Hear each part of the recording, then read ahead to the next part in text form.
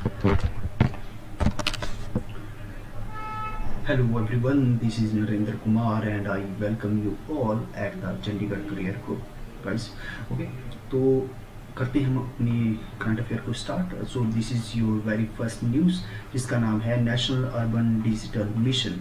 Right, recently क्या हुआ है कि नेशनल अर्बन डिजिटल मिशन को लॉन्च किया गया है गवर्नमेंट ऑफ इंडिया ने. कौन सी डेट को? ऑन द Feb 23, 2021 को. क्या आपको ये डेट याद रखनी है? ये डेट आपको याद नहीं रखनी है, बस आपको ये पता होना चाहिए कि national urban digital mission basically एक लॉन्च हुआ है. This is the first point जो आपको याद करना है. राइट, अब ये जो किसने लॉन्च किया है ये थोड़ा आपके लिए इंपॉर्टेंट है. तो इसको जो union housing and the urban affair minister एक वो हैं, दूसरे हैं जिनका नाम है हरदीप सिंह पुरी. राइट, सेकंड कौन है? Minister for the electronics and the IT जो कि है रविशंकर प्रसाद. राइट, ये आप यहाँ पे ये देखो अर्बन और डिजिटल.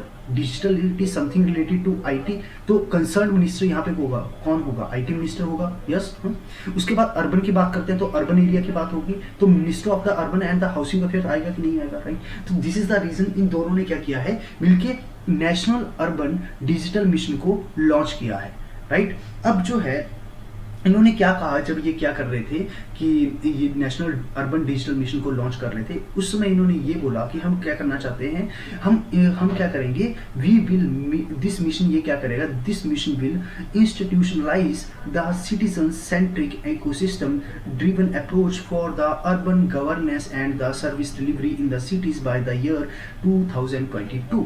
इसका मतलब ये है कि अर्बन जो एक तो क्या करना है, इंप्रूव करना है अर्बन गवर्नेंस को. राइट, और उसके बाद जो है service delivery in terms of what, like यदि आपका कोई कार्ड बनना हो, राइट, उस चीज की जो सर्विस है, ऐसी जो भी डॉक्यूमेंटेशन से रिलेटेड सर्विसेज है, इनको कहीं ना कहीं क्या करना है, इनहेंस करना है. और वो किसके लिए बेनिफिशियल होनी चाहिए? It should be for the citizen centric. What does it mean कि कहीं ना कहीं ये बेनिफिट किसको पहुंचाए, ये बेनिफिट ये सारी सर्विसेज पहुंचाए सिटीजन्स के लिए. राइट, ये पॉइंट समझ में आया. अब इसके बाद जो है आगे हम बढ़ते हैं. तो ऐसे ही एक तो हो गया नेशनल जो है इन्होंने ये किया, नेशनल डिजिटल मिशन है, नेशनल अर्बन डिजिटल मिशन है, इसको लॉन्च किया. अलॉन्ग विद दैट इन्होंने और भी बहुत सारी चीज़ें लॉन्च की, जैसे कि स्मार्ट कोड हो गया. ठीक है, ये स्मार्ट कोड पहले जो है लॉन्च हो चुका है.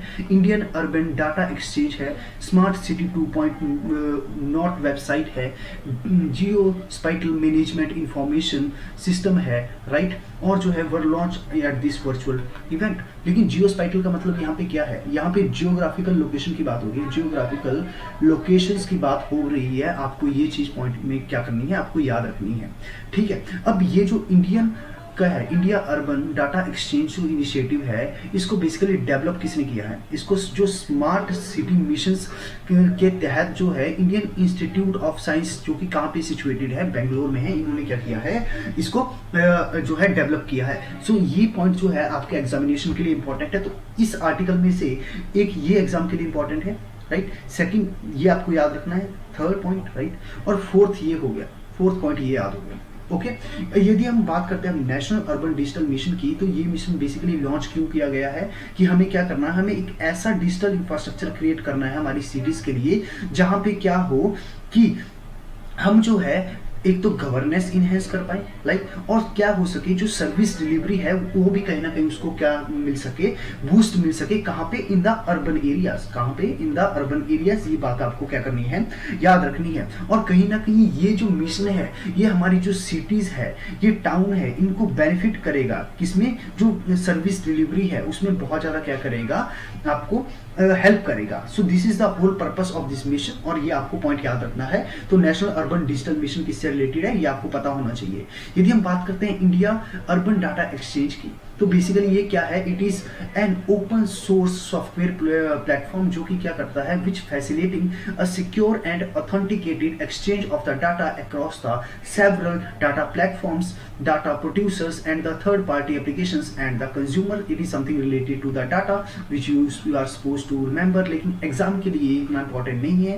राइट, ये आपको आपके एग्जाम में बहुत रेयर होगा कि पूछा जाएगा. So you are not suppose to remember this thing. Okay, now यदि हम स्मार्ट सिटी मिशंस की हम बात बात करते हैं, राइट, तो ये बेसिकली यहाँ पे क्या किया जाएगा, स्मार्ट सिटीज के द्वारा हम क्या करेंगे, 100 सिटीज को गवर्नमेंट ऑफ इंडिया ने क्या किया है, 100 सिटीज को क्या किया है, पिक किया है इनिशियली। उसके बाद इनमें क्या करेंगे, इनको एक आइडियल सिटी बनाने की कोशिश की जाएगी। अच्छा sir, now the question is that ideal city in what terms, on the modern line, मतलब कि क्या आज की डेट में जो टेक्नोलॉजी ड्रिवन सिटीज हैं, जो कि क्या करती हैं, जो एफिशिएंट है, वैसी सिटीज को क्या करने की कोशिश की जा रही है, स्मार्ट बनाने की कोशिश की जा रही है under the smart city missions, right. तो ये पॉइंट्स आपको क्या करने हैं, याद रखने हैं। Now moving to the next article which is saying, जो जापान ने रिसेंटली क्या किया है, अपॉइंट किया है एक लोनलीनेस मिनिस्टर को, राइट। किसको किया है, लोनलीनेस मिनिस्टर को। क्यों, क्योंकि वहां पे जो है सुसाइड रेट काफी ज्यादा है, इसलिए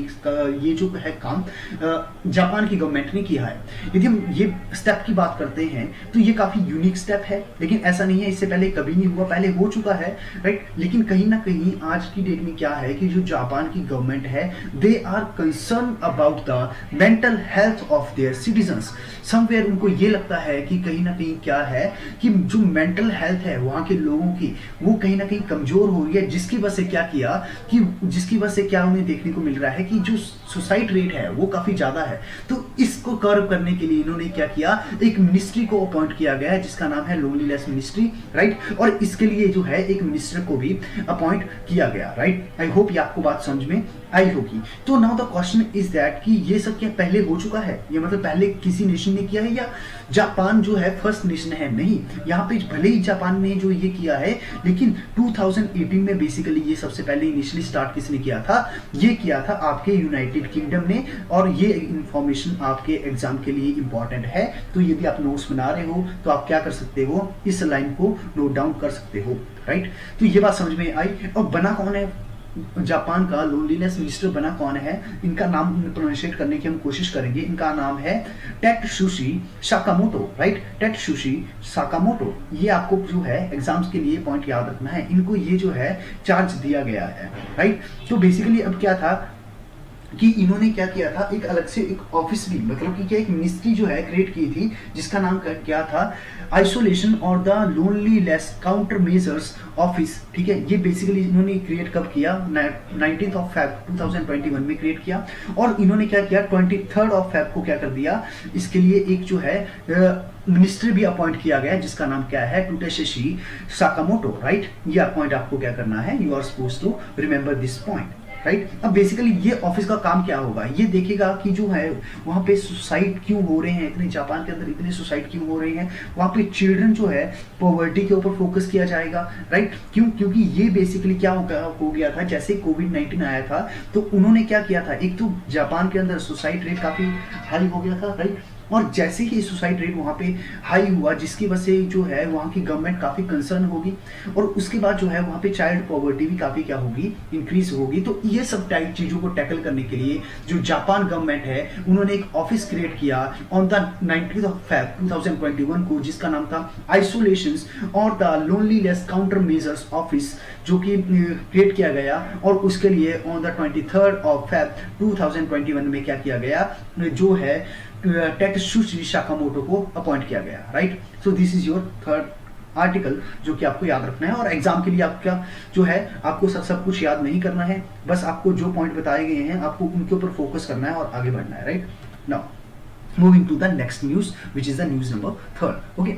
सो रिसेंटली क्या हुआ है, एक इंडियन एक्टिविस्ट है, राइट, इन्हें क्या मिला है, USS international anti corruption champion award, right. ये क्या है, USS international anti corruption champion award किसको मिला है, इंडियन एक्टिविस्ट है, और इनका नाम क्या है, अंजलि भारद्वाज, राइट। इनका नाम क्या है, अंजलि भारद्वाज, और ये आपके एग्जाम के लिए इंपॉर्टेंट है, तो ये पॉइंट आपको याद रखना है, राइट। अब इन्होंने कैसे किया है, क्या किया है, ये आप अपनी जनरल नॉलेज के लिए काफी ये कर सकते हो, इनहेंस करने के लिए आपको जरूर ये पता होना चाहिए। लेकिन एग्जाम ओरिएंटेड यदि आप स्टडी कर रहे हो तो आपको बस ये जो है पॉइंट यहाँ तक पता होना चाहिए। और ये international anti corruption champion award कौन इशू करता है, ये यूएसए की गवर्नमेंट जो है इशू करती है। ये 2 पॉइंट हो गए, इससे ज्यादा आपको कुछ भी याद करने की जरूरत नहीं है, राइट। बेसिकली यूएसए ने ये क्यों किया कि हम क्या करेंगे कि एक international anti corruption champion award क्यों अनाउंस किया, इसकी जरूरत क्या पड़ी, बिकॉज कहीं ना कहीं यूएसए ये रिकॉग्नाइज करता है कि जो लोग टायरलेसली वर्क कर रहे हैं, जो कि मैं दिन रात अपनी मेहनत कर रहे हैं, यदि उस सिस्टम के अंदर ट्रांसपेरेंसी नहीं होगी और जो है वहां पे काफी करप्शन होगा, तो कहीं ना कहीं क्या होगा, हम उन लोगों के साथ जस्टिस नहीं कर रहे हैं, राइट। तो कहीं ना कहीं अकाउंटेबिलिटी को इंश्योर करने के लिए क्या किया जाता है कि ये जो अवार्ड है ये अनाउंस किया गया है यूएसए के द्वारा। और सबसे इंपॉर्टेंट, यदि आप एडमिनिस्ट्रेशन एफिशिएंसी की बात करते हैं, तो यदि आप किसी भी एडमिनिस्ट्रेशन के अंदर एफिशिएंसी को लाना चाहते हो, तो सबसे सिंपल वे ये है कि आप वहां के जो एम्प्लॉयज है उनको आप उनके वर्क के लिए अकाउंटेबल कर दो। जब वहां पे अकाउंटेबिलिटी होगी, जवाबदेही होगी, ऑब्वियसली उस समय उनको क्या करना पड़ेगा, at that time they have to give their 100%। और जब वो अपना 100% देंगे तो ऑब्वियसली जो एडमिनिस्ट्रेशन की एफिशिएंसी है वो क्या होगी, इंक्रीज होगी। जिस भी एडमिनिस्ट्रेशन में अकाउंटेबिलिटी नहीं होती, वहां पे आपको ट्रांसपेरेंसी हमेशा कभी देखने को नहीं मिलेगी, वहां पे करप्शन जैसे इश्यूज हमेशा रहेंगे। तो यदि करप्शन और ट्रांसपेरेंसी को हैंडल करना है तो accountability is one of the method. It is not the only method, but it is the one of the method जो आप क्या कर सकते हो, चूज कर सकते हो, right. Now moving to the next article, but before moving to the next article हमें यह पता होना चाहिए कि विसल ब्लोअर प्रोटेक्शन एक्ट क्या है। बेसिकली अब क्या होता है, यदि आपको सिस्टम के अंदर ट्रांसपेरेंसी चाहिए, राइट, यदि आपको सिस्टम के अंदर क्या चाहिए, ट्रांसपेरेंसी चाहिए, अलॉन्ग विद दैट आप चाहते हो कि करप्शन भी ना हो, तो उसके लिए जो है क्या होना चाहिए कि आपको इंफॉर्मेशन भी पता चलनी चाहिए। अब इंफॉर्मेशन कहां से पता चलेगी, इंफॉर्मेशन आपको वहां के उस डिपार्टमेंट के जो मेंबर्स है वहीं से पता चलेगी। अब ये जो मेंबर्स जब इंफॉर्मेशन को लीक करते हैं तो कहीं ना कहीं इनकी जान पे क्या होता है, इनकी जान को खतरा होता है। और ये जो मेंबर्स जो ऐसी इंफॉर्मेशन को क्या करते हैं, गवर्नमेंट को प्रोवाइड करवाते हैं, जो कंसर्न अथॉरिटीज होती है उनको प्रोवाइड करवाते हैं, तो क्या होता है, तो ये होता है कि इनको बोला जाता है विसल ब्लोअर्स, राइट। इनको क्या बोला जाता है, विसल ब्लोअर्स बोला जाता है। और ये जो विसल ब्लोअर्स है हमेशा अब क्या करेंगे, जैसे इन्हें इंफॉर्मेशन दी वैसे ही उनके क्या हो जाता है, उनको अपनी जान का खतरा हो जाता है। बिकॉज किसी के अगेंस्ट वो जाएंगे तो ऑब्वियसली अब उनकी प्रोटेक्शन करना भी गवर्नमेंट की ही जिम्मेदारी है। दैट्स वाई जो इंडियन गवर्नमेंट थी ये लेके आते हैं क्या, whistle blower protection act in the year 2014। अब बेसिकली इसमें जो है ये एक्ट क्या कंप्राइज करता है, this act comprises the provision to receive the complaint, ठीक है, कंप्लेंट्स कहां से, related to the corruption and the wilful misuse of the power and discretion against the public servant, right. तो ये पॉइंट आपको याद रखना है। याद तो क्या रखना है, यदि आप अपनी कॉमन सेंस भी यूज करोगे तभी आपको पता चल ही जाएगा कि कोई भी पर्सन है यदि वो कंप्लेंट कर रहा है करप्शन के अगेंस्ट, राइट, अगेंस्ट किसी पब्लिक सर्वेंट के, ऑब्वियसली तो कहीं ना कहीं क्या होगा, उसकी प्रोटेक्शन जरूरी है, राइट। तो ये वाली यहाँ पे सारी की सारी बात की गई है। And it also provides for the mechanism to enquire cause enquiry into such complaint and further this act provide provision to safeguard for the person who make complaint against victimisation, right. आपको ये point क्या करना है, याद रखना है। याद क्या रखना आपकी कॉमन सेंस के लिए काफी इंपॉर्टेंट है। Okay okay, moving to the next article, which is article number I think 4, right, if I'm not wrong.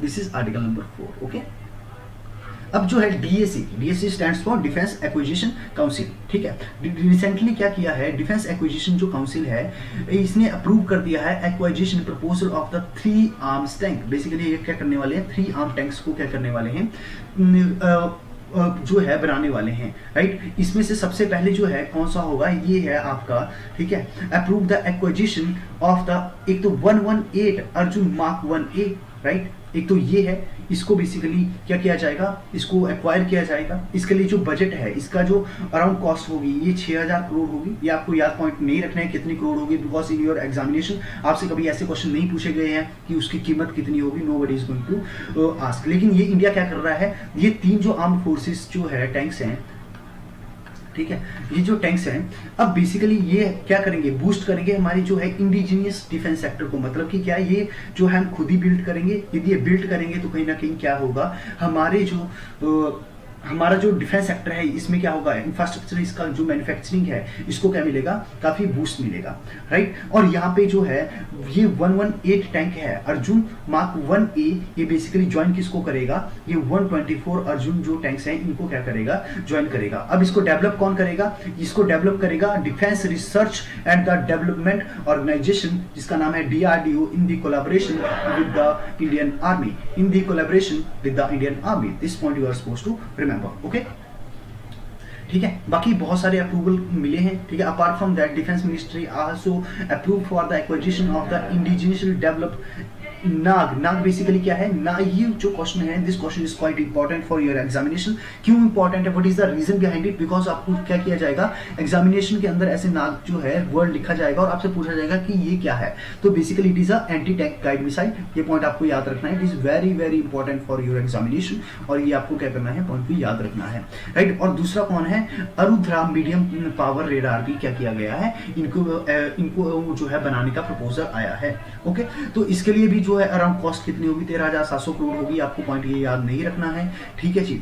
तो ये सारी की सारी बातें हैं। यदि हम नाग की बात करते हैं तो basically it is a third generation anti guided missile, anti tank guided missile. So this missile is having the capability of the top attack because of which it can effectively engage and destroy all the known enemy tanks in the days as well as in the night. So it can work in the day as well as in the night, right? ये आपको क्या करना है, this point you are supposed to remember.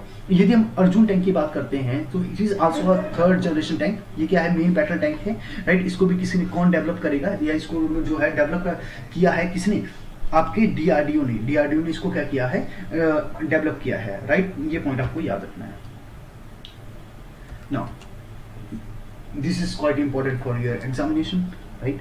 और यहाँ पे जो है क्या हो गया है, अभी 2 साल कंप्लीट हो गया है PM किसान स्कीम को। अब PM किसान स्कीम की फुल फॉर्म ये है प्रधानमंत्री किसान सम्मान निधि, राइट। तो बेसिकली ये जो स्कीम है इसको 2 साल पूरे हो गए हैं, 24 February 2021 को। 2019 में जो है प्राइम मिनिस्टर नरेंद्र मोदी ने ये स्कीम जो है लॉन्च की थी, जिसके द्वारा ये बोला गया था कि यदि आपके पास लेस देन 2 हेक्टेयर लैंड है किसी भी फार्मर के पास, तो आपको क्या किया जाएगा, 6,000 रुपए दिया जाएगा कि 1 साल के अंदर। ये 6,000 भी आपको कैसे मिलेगा, 4 महीने में 2,000, 8 महीने में 4,000 और 12 महीने में 6,000, ऐसे जो है बात बनने वाली थी, राइट। तो ये जो बेसिकली स्कीम को लॉन्च किया गया था, कहाँ से, गोरखपुर से, उत्तर प्रदेश से, आपको ये पॉइंट याद रखना है। और उस समय जो है बजट कितना एलोकेट किया गया था इस स्कीम को, अराउंड 75,000 करोड़ रुपए बजट एलोकेट किया गया था। लेकिन this is not important for your examination, right. ये जो PM किसान स्कीम थी ये किसकी कार्बन कॉपी थी, it was the carbon copy of the Rythu Bandhu scheme. और ये जो रायतू बंधु स्कीम है ये किसकी है, ये तेलंगाना की स्कीम है। और इसमें बेसिकली क्या किया गया था कि 5,000, राइट, 5,000 रुपए दिए जाते हैं किसानों को। और इसी की तर्ज पे क्या किया कि 2019 में प्राइम मिनिस्टर नरेंद्र मोदी जो है क्या करते हैं, PM किसान स्कीम को लेके आते हैं, जिसके द्वारा क्या किया जाएगा, 6,000 जो है क्या किया जाएगा, 6,000 रुपीज दिए जाएंगे इन अ सिंगल ईयर, राइट। और ये बेसिकली एक साथ नहीं मिलेंगे, आपको क्या करना पड़ेगा, 4-4 महीने वेट करना पड़ेगा और आपको 2-2 हज़ार रुपए क्या होगा, मिलता रहेगा, राइट। तो अब यदि हम बात करते हैं, यदि ये जो स्कीम है it also receive the support from the, ठीक है, वर्ल्ड बैंक जो है इसमें क्या कर रही है, इंडियन गवर्नमेंट को सपोर्ट कर रही है। अब जो PM किसान के बारे में, स्कीम के बारे में मैं ऑलरेडी बहुत कुछ बता चुका हूं, तो इसमें ये सारी की सारी बातें लिखी हुई थी। पहले 2 हेक्टेयर लैंड तक की बात होती थी, लेकिन अब तो क्या है, ये बेसिकली सबको ही क्या है, और अब जो है ये एक्सपेंड कर दिया गया है हर एक फार्मर फैमिली को, भले आपकी 1 एकड़ हो, भले 10 एकड़ हो, डजंट मेक एनी डिफरेंस, सबको जो है इसका फायदा मिलेगा, right. Now moving to the next news, जो कि है क्या, new alpine plant species discovered in the Arunachal Pradesh. जो क्या है, न्यू अल्पाइन प्लांट है, ठीक है, प्लांट स्पीसीज है, ये डिस्कवर किया गया है कहाँ पे, इसको डिस्कवर किया गया है अरुणाचल प्रदेश में।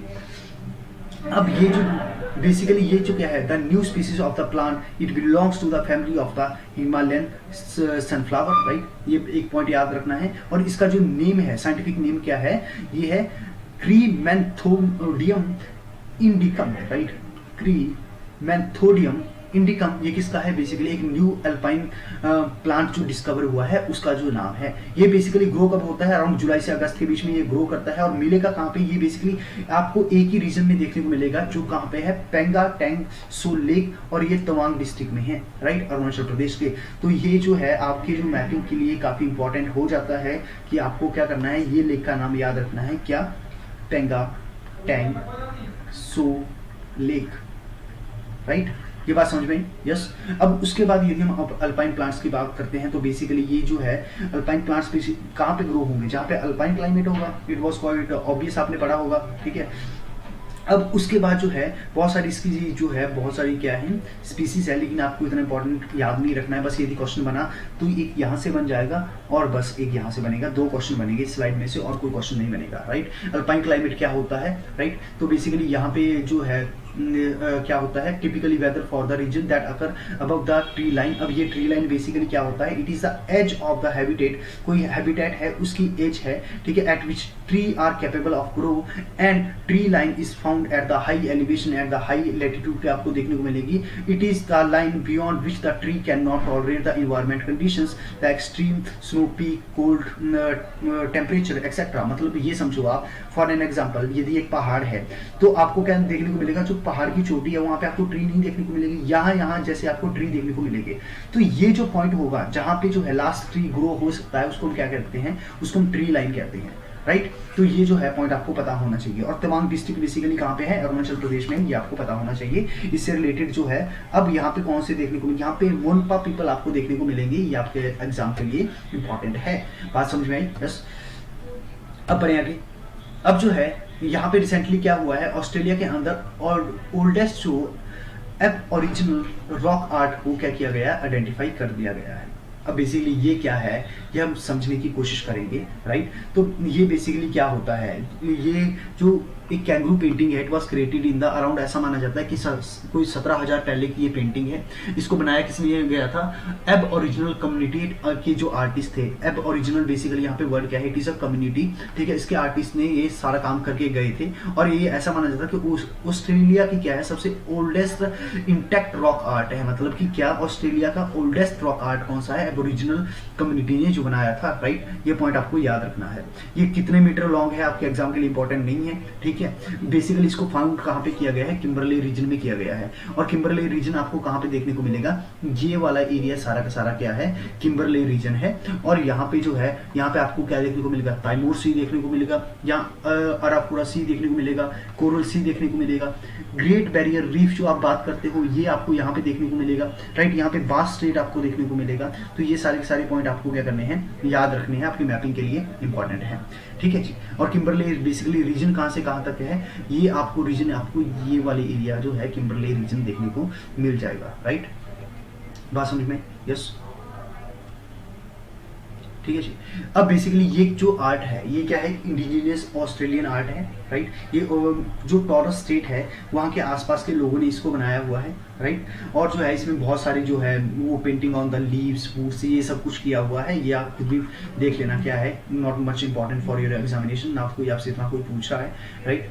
अब इसमें किम्बरले रीजन का आपको पता होना चाहिए, राइट। अब ये रीजन बेसिकली बॉर्डर करता है किसके साथ में, इंडियन ओशियन के साथ में, तैमूर सी के साथ में और great Sandy in the south, ये आपको पता होना चाहिए, दैट्स इट, ठीक है। अब बेसिकली जो है इट वाज नेम्ड, ये जो किम्बरले रीजन है सेक्रेटरी ऑफ द स्टेट जिनका नाम था कर्नल जॉन वुडहाउस, ठीक है, जो कि first earl of the Kimberley, ठीक है, इन्होंने क्या किया था, ये नाम रखा हुआ था, राइट। ये पॉइंट आपको याद रखना है, ओके।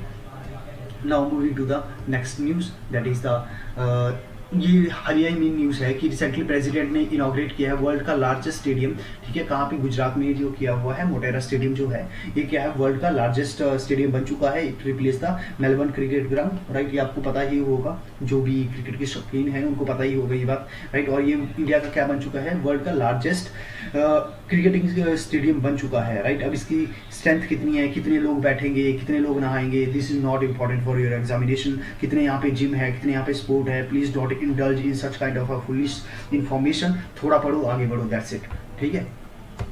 और बेसिकली इसको जो है ये इसको कंस्ट्रक्ट किसने किया है, ये एग्जाम के लिए इंपॉर्टेंट हो सकता है। इसका नाम है लार्सन एंड द टुब्रो, ठीक है, Larsen and the Toubro, okay. ये पॉइंट आपको याद रखना है, ओके।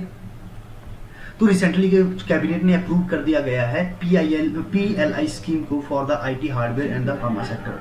तो बेसिकली ये क्या होता है, प्रोडक्ट लिंक्ड इंसेंटिव, मतलब प्रोडक्ट से लिंक्ड कोई भी इंसेंटिव है वो जो है मिलने चाहिए, ठीक है, for the IT hardware on the February 24th 2021. PLI scheme, basically this scheme is the outcome oriented as well as the output oriented scheme है ये, इन which क्या किया जाएगा, incentives are paid only if the manufacturers makes the goods, right? यदि manufacture क्या कर रहा है, गुड्स बना रहा है, तभी उसको इंसेंटिव दिया जाएगा. It provide the cash incentive for the 5 to 7 year के लिए होगा. Under this scheme all the important sectors are covered, ranging from the automobile की हम बात करते हैं, फूड प्रोसेसिंग की बात करते हैं, एडवांस केमिस्ट्री की बात करते हैं, तो ये सारे यहाँ पे आ जाएंगे, राइट? बेसिकली स्कीम को लॉन्च क्यों किया गया, क्या जरूरत पड़ गई, बिकॉज हमें ये पता है, इंडिया की बात करता हूँ तो लैपटॉप अराउंड कितने हैं, 30,000 करोड़ के बनते हैं, राइट? अब ये फिगर प्लीज मत याद कर लेना, राइट? नहीं करना याद. उसके बाद टैबलेट 3,000 करोड़ के नहीं याद करना है, ठीक है? हमेशा क्या होता है, सोल्ड होते हैं इंडिया के अंदर, और जो है ऐसा माना जाता है 80% क्या है, इंपोर्ट किए जाते हैं. बट ये जो नई PLI स्कीम आई है, ये बेसिकली क्या करेगी कि ये जो हमारा इतना क्या है, हम इतना इंपोर्ट करते हैं, इसको कहीं ना कहीं रिड्यूस करने में हेल्प करेगी. ये बूस्ट करेगी हमारे डोमेस्टिक इंफ्रास्ट्रक्चर को, IT हार्डवेयर जो है उसकी जो है इन्वेस्टमेंट को क्या करेंगे, इंडिया के अंदर जो है अट्रैक्ट करेगी, और जो है हमारे टैबलेट लैपटॉप वगैरह हम खुद ही कोशिश करेंगे खुद ही बनाने की. ये सारी ग्राम कहानी इसमें लिखी हुई है, राइट? अब ये वाली चीज देखना, ये है ARHMD system for the Indian Army. ये क्या है basically, the Indian army is proposed for acquiring the, ठीक है, niche technology by procuring the 556 augmented reality head mounted display. तो एग्जाम के लिए इंपॉर्टेंट है, ARHMD क्या है, augmented reality head mounted display. आपके एग्जाम के लिए सिर्फ इतना इंपॉर्टेंट है, ये आगे की information this is not much important for your examination. तो इस टॉपिक के ऊपर PhD करने की कोशिश मत करना, राइट? ठीक है, ओके. तो अभी बेसिकली यहाँ पे जो है ये मेक 2 प्रोजेक्ट के अंडर बनाया जा रहा है, लेकिन ये मेक 1 प्रोजेक्ट कौन सा होता है, मेक 2 प्रोजेक्ट कौन सा होता है? बेसिकली मेक 1 प्रोजेक्ट कैटेगरी के प्रोजेक्ट वो होते हैं जो कि इन्वॉल्व होते हैं जहाँ पे गवर्नमेंट 90% फंड खुद करती है, and the funding from the government release phase matter में निकलेगी. और जो है ये बेसिकली जो MOD एंड द वेंडर, इन दोनों के बीच में जो है मिनिस्ट्री ऑफ डिफेंस और वेंडर के बीच में एक डील होती है, ये होते हैं मेक 1 कैटेगरी. मेक 2 बेसिकली कौन सी होती है, इसमें prototype development of the equipment का कोई प्रोटोटाइप है, मतलब एक सैंपल बनाया जाता है सिस्टम और the platform, and it involve the upgradation of the equipment और द सिस्टम. ये सब इसमें होता है, ठीक है? इसमें कोई भी गवर्नमेंट नहीं होती है. तो एग्जाम के लिए ये इंपॉर्टेंट है कि मेक 1 की कैटेगरी में गवर्नमेंट फंड करती है, मेक 2 कैटेगरी के अंडर यदि कोई प्रोजेक्ट है तो वहां पे क्या करती है, गवर्नमेंट कोई भी फंड नहीं करती है. ये बात आपको पता होनी चाहिए, राइट? अब जो है रिसेंटली क्या हुआ है,